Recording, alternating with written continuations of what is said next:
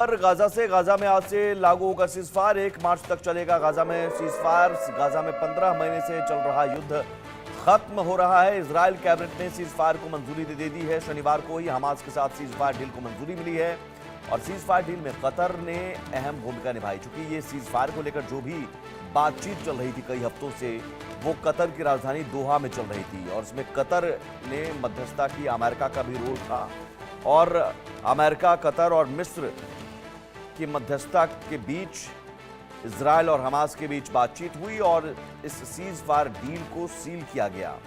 लेकिन अभी भी बेंजामिन नेतन्याहू की ओर से कहा गया है कि हमास की तरफ से जो बंधकों को रिहा किए जाने वाला नाम है, उनकी लिस्ट नहीं आई है। इस लिहाज से युद्ध विराम हम टाल भी सकते हैं। युद्ध विराम को हम अभी नहीं भी होने देंगे अगर लिस्ट नहीं सौंपी गई। अरविंद जी, अपनी बात पूरी कीजिए। और चूंकि इसमें एक और बात, क्या बेंजामिन नेतन्याहू पर घरेलू दबाव भी है? क्योंकि उनके कैबिनेट के ही कई मंत्रियों ने इस सीजफायर का विरोध किया था। दबाव भी है सुमित साहब, और उसके अलावा वहां पे हजारों लोग सड़कों पर भी हैं जो सीज फायर चाहते हैं। और उसके साथ साथ वो ये कह रहे हैं कि अगर आपका सीज फायर हो भी जाए तो जो बंधकों की रिहाई है वह होनी चाहिए। तो वहां पे लोग भी सड़कों पर हैं।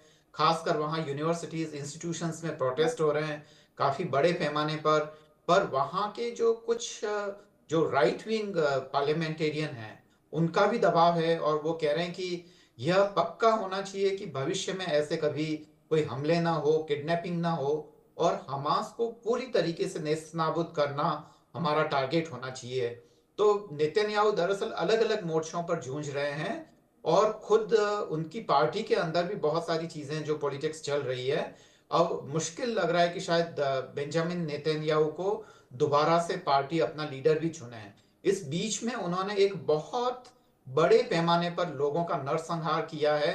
40,000 लोग मारे गए हैं केवल गाजा पट्टी में, और 50,000 के आसपास लेबनान वगैरह सब वेस्ट बैंक सब जगह मिला के ये सब लोग मारे गए हैं। तो एक तरीके से इतिहास में भी उनकी जो गलत छवि बनने वाली है उसके लेकर भी नेतन्याहू और अपनी सफलता असफलता को लेकर भी काफी आशंकित हैं। पर इस बीच में जो मोसाद चीफ है उन्होंने काफी मेहनत की, उन्होंने अलग अलग जो धड़ों से बात की और वो एक तरीके से टेबल पर लिया है। अमेरिका का भी रोल रहा है, खासकर जो रिपब्लिकन्स हैं वो शुरू से ही कहते रहे हैं, क्योंकि इस पूरी लड़ाई में जो डेमोक्रेट्स से जो एसोसिएटेड जो वहां के पूंजीपति है उनको थोड़ा ज्यादा लाभ था और रिपब्लिकन पूंजीपति है उनको थोड़ा कम लाभ था। तो इस वजह से डोनाल्ड ट्रंप ने कहा कि मेरी शपथ ग्रहण से पहले ही यह सीज फायर हो जाना चाहिए। तो इसराइल वही कर रहा है और मूलतः बात भी यह है कि बिना अमेरिका के समर्थन के यह युद्ध एक दिन भी नहीं चल सकता था, जो कि हो रहा है। एक और इस पूरे में महत्वपूर्ण बात यह है कि ये जो सारी बयानबाजी हो रही है वो एक तरीके से टेबल से पहले की जो बार्गेनिंग होती है वह है, क्योंकि इसराइल यह कोई संदेश देना नहीं चाहता है हमास के लोगों को कि अब पूरी तरीके से हम शांति के लिए तैयार हैं। उन्होंने एक शर्त यह भी रखी है, जो सीज फायर की एक जो शर्त है उसमें यह भी शर्त है कि अगर इस बीच में कुछ गड़बड़ होती है या बंधकों को नहीं छोड़ा जाता है या हम पे या हमारे सैनिकों पे हमला होता है तो यह सीज फायर कभी भी खत्म किया जा सकता है। यह एक तरीके से इसराइल ने अपने लिए एक जो जरूरी जो इंतजामात जो करने चाहिए थे वो उस जी सीज फायर की जो शर्तों में किए हैं। तो ये तमाम चीजें हैं सुमित साहब। संजीव जी, लेकिन क्या वाकई हम ये मानकर चलें कि अब सीज फायर में कोई रुकावट नहीं है? ये बयान ठीक है कि अभी लिस्ट आई नहीं है, लिस्ट सौंपी जाए तभी हम सीज फायर मानेंगे, या फिर वाकई पेंच फंसा हुआ है अभी भी? देखिए सुमित जी, हमास के पास कोई ऑप्शन नहीं है कि वो बंधकों को तुरंत रिहा कर दे और जो सीज फायर की जो शर्तें हैं उसको माने। और यदि हमास ने ऐसी शर्तों को मानने में जरा भी कोई कोताही की या कोई उसको ब्रीच किया, तो ऐसे में इजराइल जो है हमास के खिलाफ फिर से कार्रवाई करने का जो राइट है वो रिजर्व रखता है। और इसी बात को बेंजामिन नेतन्याहू ने कहा है, स्पष्ट रूप से कहा है कि ये डिपेंड करेगा कि आप किस तरीके से बंधकों की रिहाई करते हैं। और ये जो डील है 3 फेजेस में की जानी है। और फर्स्ट जो फेज है 6 वीक्स का है और इसमें अब बंधकों की रिहाई शुरू हो जाएगी। और कुल जो 33 बंधक हैं उनकी रिहाई को हमास को सुनिश्चित करना है। और हमास को चाहिए कि वो जो लिस्ट है वो जल्द से जल्द ऑफिशियली आधिकारिक रूप से इधर उधर के सोर्सेस के माध्यम से नहीं बल्कि सीधा सीधा बेंजामिन नेतन्याहू के और उनके एस्टेब्लिशमेंट के लोगों को ये फिस्ट लिस्ट सौंपी जाए और उसको रिहाई करने के जो मार्ग हैं उसको प्रशस्त हमास करे। और हमास ने यदि ऐसा करने में कोई गलती की और कोई कोताही की, किसी तरीके का डिसेप्शन इत्यादि करने की कोशिश की, तो फिर इजराइल पूरा राइट रखेगा कि उसको रिस्पॉन्ड करेगा। और आप जानते हैं कि डोनाल्ड ट्रंप ने बहुत सीधी चेतावनी दे रखी है हमास को कि उनके शपथ ग्रहण समारोह के पहले, जैसे कि हम सब जानते हैं कि उन्होंने चेतावनी दी थी और हमास ने उस दबाव के अंतर्गत भी ये पूरी डील की है कि बेंजामिन नेतन्याहू और डोनाल्ड ट्रंप का जो कॉम्बिनेशन है वो हमास जैसे आतंकी संगठन के लिए बहुत डेडली साबित हो सकता है। और हमास इस बात को जानता है, हिजबुल्लाह भी इस बात को जानता है और इसी वजह से इन दोनों आतंकवादी संगठनों ने पहले ही डील कर ली है ताकि जो है डोनाल्ड ट्रंप का जो प्रकोप है उससे वो बच सके। तो ये जो पूरी स्थिति है, आप ये मान लीजिए कि ये जो आतंकवादी संगठनों को इन शर्तों को मानना ही होगा। और ये जो इन आतंकी संगठनों ने ही ये युद्ध शुरू किया था, इजराइल ने युद्ध नहीं शुरू किया था। 7 अक्टूबर 2023 को जो 1200 मासूम लोगों को और निर्दोष लोगों को, जिसमें कि बच्चे, बूढ़े और महिलाएं शामिल थे, वो आखिर किसने शुरू किया? वो हमास ने ही शुरू किया था। और इजराइल ने उसके बाद से, ये इजराइल का 9/11 मोमेंट था, ये इजराइल का 26/11 मोमेंट था और उसके बाद इजराइल ने आतंकवाद के विरुद्ध सबसे बड़ी लड़ाई लड़ी। लेकिन हमास जैसे आतंकी संगठन ने बड़ी टनल बना रखी थी, ह्यूमन शील्ड का इस्तेमाल किया, महिलाओं बच्चों को सामने रख करके वो इजरायली जो फोर्सेस को वो जाहिर है कि वो फेस करते की कोशिश करते थे और इस प्रक्रिया में बड़े संख्या में लोग मारे गए। ह्यूमैनिटेरियन क्राइसिस अवश्य हुई है, उसको एड्रेस किए जाने के संदर्भ में भी इस डील में बात कही गई है कि जो ट्रक्स हैं उनकी संख्या बढ़ाई जाएगी, अधिक से अधिक ह्यूमैनिटेरियन असिस्टेंस प्रोवाइड कराया जाएगा। और गाजा और लास्ट फेजेस जो इस डील के बारे में जो लास्ट फेज में है कि उसके रिकंस्ट्रक्शन के लिए, गाजा के रिकंस्ट्रक्शन के लिए प्रयास किए जाएंगे। तो ये डील बहुत ही सकारात्मक डील है और हमास के पाले में ये जो बॉल है अभी है। और यदि हमास इसकी शर्तों को मानता है तो यही अच्छा होगा। उसका जो बचा खुचा जो भी थोड़ा बहुत तंत्र रह गया है, यदि वो उसको चाहते हैं कि वो बचा रहे तो उसको शर्तों को मानना होगा और जल्द से जल्द जो डील के शर्तों के मुताबिक इस रिहाई को सुनिश्चित करना चाहिए, नहीं तो इसके परिणाम जो हैं वो आने वाले ट्रंप प्रशासन के दौरान बहुत ज्यादा गंभीर हो सकते हैं। अरविंद जी, लेकिन क्या ये आप इसे लॉन्ग टर्म के लिए देख पा रहे हैं? क्योंकि आज पहला दिन है और पहले दिन इस तरह के बयान, आशंकाएं, तमाम शंका आशंका, तो क्या इसे 1 मार्च तक आप देख रहे हैं या 1 मार्च के बाद भी कोई स्थायी सीज फायर की ओर बढ़ता हुआ देख रहे हैं? सुमित साहब, पहले तो मैं संजीव साहब की बहुत सारी चीजों से डिफर करना चाहूंगा।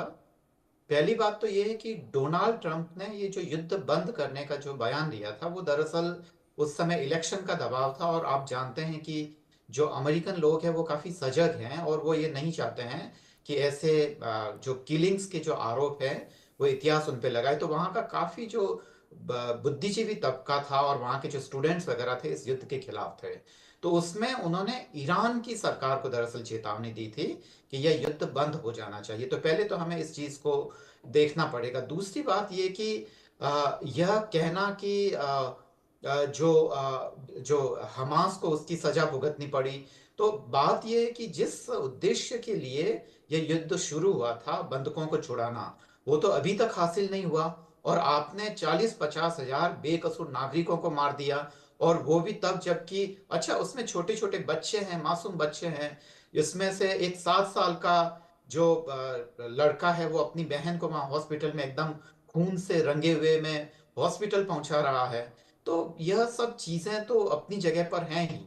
तो और ये है, दूसरी बात ये कि हमास में बचा कौन है, और दूसरी बात ये कि हमास कोई ऐसा नहीं है वहां पे जैसे कि किसी जमाने में, यहाँ अगर हम भारत की ही बात करें तो बहुत सारी ऐसी हैं, अगर उस संदर्भों को ना भी पकड़े तो वहां यह भी है कि वहां हमास में शामिल होना एक सम्मान की बात मानी जाती है। और एक तरीके से किसी ने अपना भाई खोया है, किसी ने अपनी बहन खोई है, किसी ने बाप खोया है, तो वहां पे हर परिवार का 2-2, 3-3 लोग मारे गए हैं। नहीं, लेकिन एक बात ये भी तो है अरविंद जी कि शुरू किसने किया था? शुरू तो वो जो अक्टूबर में हमला हुआ जिसमें 1200 इजरायली मारे गए, तो शुरुआत तो शुरुआत हमास तो ने की थी। 47 से ही हो गई थी सुमित साहब। जब आपके जबरदस्ती, और भारत सरकार, मैं बोल रहा हूं, वह भारत सरकार का ऑफिशियल स्टेटमेंट भी है। ऐसा नहीं है कि भारत सरकार कोई बहुत प्रशंसा करती है। भारत ने खुद साम्राज्यवाद को भोगा है, और वो शुरुआत से ही यासर अराफात और इंदिरा जी के संबंधों को आप जानते हैं। तो मैं जो कह रहा हूं वो भारत सरकार का स्टेटमेंट है एक तरीके से। और संजीव जी देखिए कुछ कह रहे हैं, संजीव जी। 1947 में देखिए 1947 देखिए में देखिए इसराइल के लोग नहीं आए होते। ठीक है। वहां के सेटलर्स वहां के लोगों नहीं को देखिए, अपने मैं गांव कह से रहा हूं बेदखल कि नहीं इतिहास के पन्नों को अगर पलटने लगे तो बहुत सारी चीजें हैं, लेकिन इस देखिए 15 दिन के युद्ध के पीछे एक वजह अगर हम देखें तो वो तारीख अक्टूबर की, जब हमास ने हमला किया अचानक और वहां से शुरुआत हुई और 15 महीनों तक ये वार पलटवार का दौर जारी रहा। संजीव जी। सुमित जी, देखिए हमारे मित्र अरविंद जी मैं बातों को मैंने सुना, लेकिन मैं उनसे असहमत हूँ। और जाहिर है कि जो इजराइल के द्वारा ये जो 7 अक्टूबर 2023 को ये जो युद्ध शुरू किया गया, ये गाजा के लोगों के खिलाफ नहीं था, ये फिलिस्तीन के लोगों के खिलाफ नहीं था।